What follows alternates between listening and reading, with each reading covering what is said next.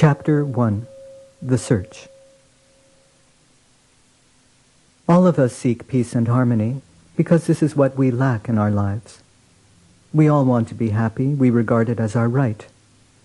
Yet happiness is a goal we strive toward more often than attain. At times we all experience dissatisfaction in life, agitation, irritation, disharmony, suffering. Even if at this moment we are free from such dissatisfactions, we can all remember a time when they afflicted us, and can foresee a time when they may recur. Eventually, we all must face the suffering of death. Nor do our personal dissatisfactions remain limited to ourselves. Instead, we keep sharing our suffering with others. The atmosphere around each unhappy person becomes charged with agitation, so that all who enter that environment also feel agitated and unhappy. In this way, individual tensions combine to create the tensions of society. This is the basic problem of life, its unsatisfactory nature. Things happen that we do not want. Things that we want do not happen. And we are ignorant of how or why this process works, just as we are each ignorant of our own beginning and end. 25 centuries ago, in northern India, a man decided to investigate this problem, the problem of human suffering. After years of searching and trying various methods, he discovered a way to gain insight into the reality of his own nature and to experience true freedom from suffering. Having reached this highest goal of liberation, of release from misery and conflict, he devoted the rest of his life to helping others do as he had done, showing them the way to liberate themselves. This person, Siddhartha Gautama, known as the Buddha, the Enlightened One, never claimed to be anything other than a man. Like all great teachers, he became the subject of legends, but no matter what marvelous stories were told of his past existences or his miraculous powers, still all accounts agree that he never claimed to be divine or to be divinely inspired. Whatever special qualities he had were preeminently human qualities that he had brought to perfection. Therefore, whatever he achieved is within the grasp of any human being who works as he did. The Buddha did not teach any religion or philosophy or system of belief. He called his teaching Dhamma, that is law, the law of nature. He had no interest in dogma or idle speculation. Instead, he offered a universal, practical solution for a universal problem. Now, as before, he said, I teach about suffering and the eradication of suffering. He refused even to discuss anything which did not lead to liberation from misery. This teaching, he insisted, was not something that he had invented or that was divinely revealed to him. It was simply the truth, reality, which by his own efforts he had succeeded in discovering, as many people before him had done, as many people after him would do. He claimed no monopoly on the truth. Nor did he assert any special authority for his teaching, neither because of the faith that people had in him, nor because of the apparently logical nature of what he taught. On the contrary, he stated that it is proper to doubt and to test whatever is beyond one's experience. Do not simply believe whatever you are told, or whatever has been handed down from past generations, or what is common opinion, or whatever the scriptures say. Do not accept something as true merely by deduction or inference, or by considering outward appearances, or by partiality for a certain view, or because of its plausibility, or because your teacher tells you it is so. But when you yourselves directly know these principles are unwholesome, blameworthy, condemned by the wise, when adopted and carried out they lead to harm and suffering, then you should abandon them. And when you yourselves directly know these principles are wholesome, blameless, praised by the wise, when adopted and carried out they lead to welfare and happiness, then you should accept and practice them.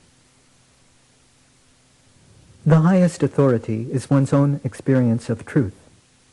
Nothing should be accepted on faith alone. We have to examine to see whether it is logical, practical, beneficial. Nor having examined a teaching by means of our reason is it sufficient to accept it as true intellectually. If we are to benefit from the truth, we have to experience it directly. Only then can we know that it is really true.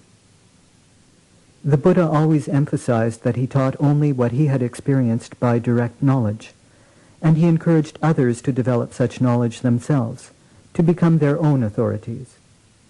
Each of you, make yourself an island. Make yourself your refuge. There is no other refuge. Make truth your island. Make truth your refuge. There is no other refuge. The only real refuge in life, the only solid ground on which to take a stand, the only authority that can give proper guidance and protection is truth, Dhamma, the law of nature, experienced and verified by oneself. Therefore, in his teaching, the Buddha always gave highest importance to the direct experience of truth. What he had experienced he explained as clearly as possible, so that others might have guidelines with which to work toward their own realization of truth.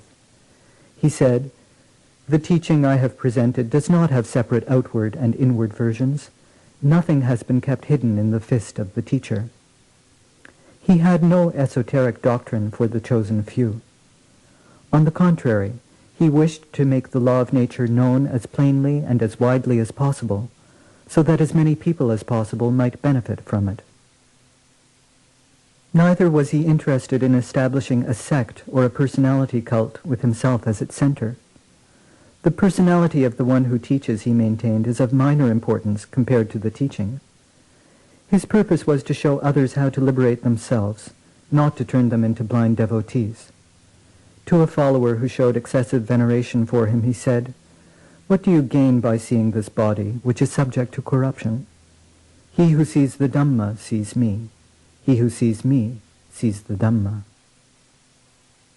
Devotion toward another person, no matter how saintly, is not sufficient to liberate anyone. There can be no liberation or salvation without direct experience of reality. Therefore, truth has primacy, not the one who speaks it.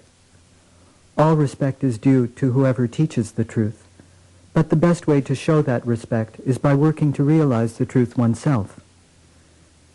When extravagant honors were paid to him near the end of his life, the Buddha commented, "This is not how an enlightened one is properly honored or shown respect, or revered, or reverenced, or venerated.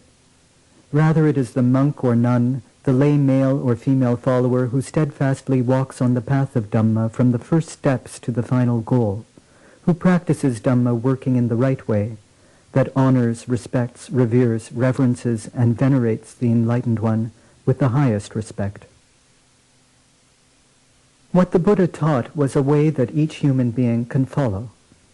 He called this path the Noble Eightfold Path, meaning a practice of 8 interrelated parts.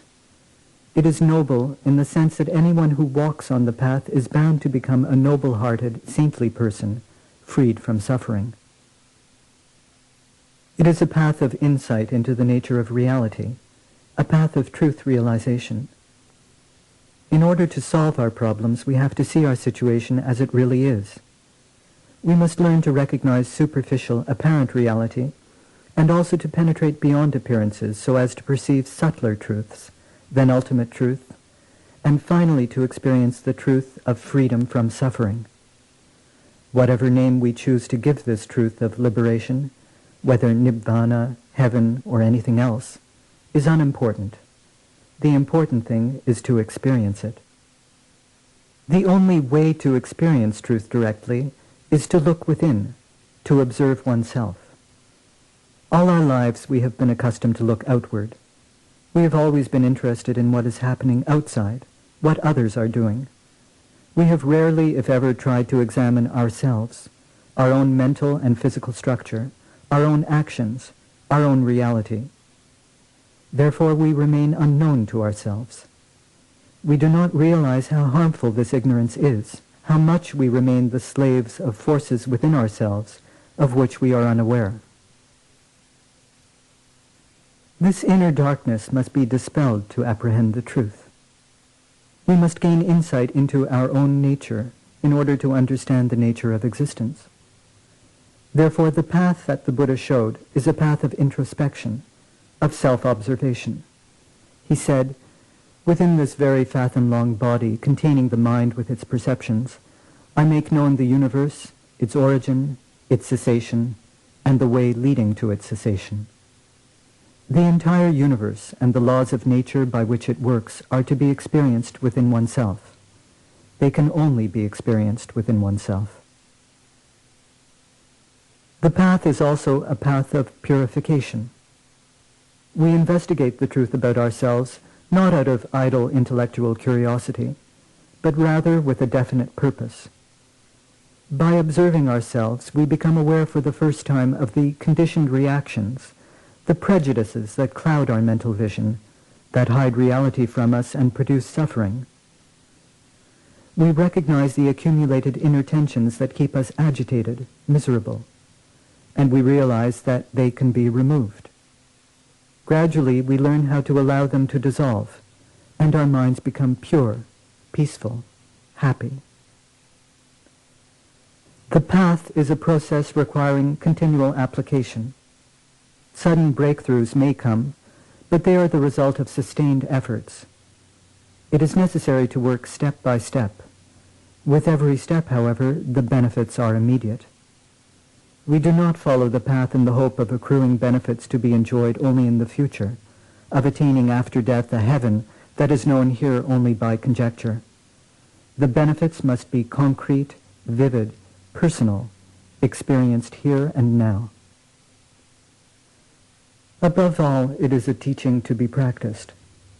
Simply having faith in the Buddha or his teachings will not help to free us from suffering. Neither will a merely intellectual understanding of the path. Both of these are of value only if they inspire us to put the teachings into practice.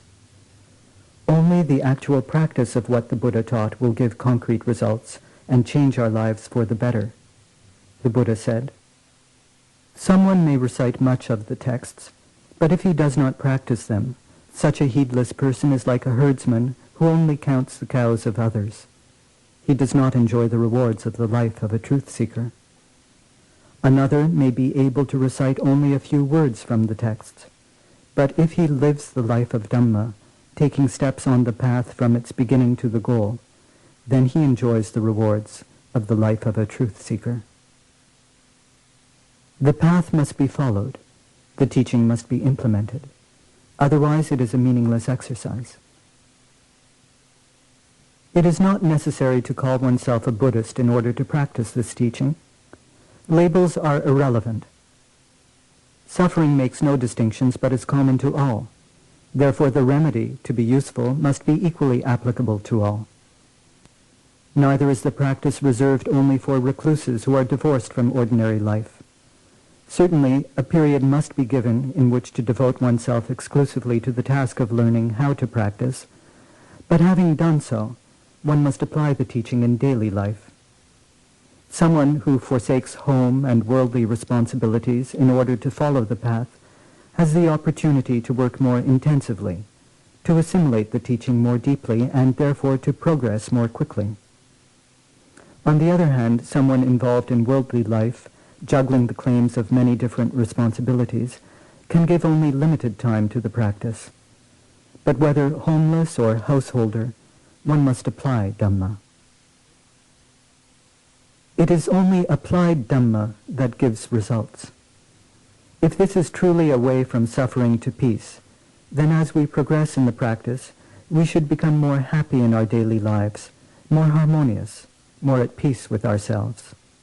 At the same time, our relations with others should become more peaceful and harmonious. Instead of adding to the tensions of society, we should be able to make a positive contribution that will increase the happiness and welfare of all. To follow the path, we must live the life of Dhamma, of truth, of purity. This is the proper way to implement the teaching. Dhamma, practiced correctly, is the art of living.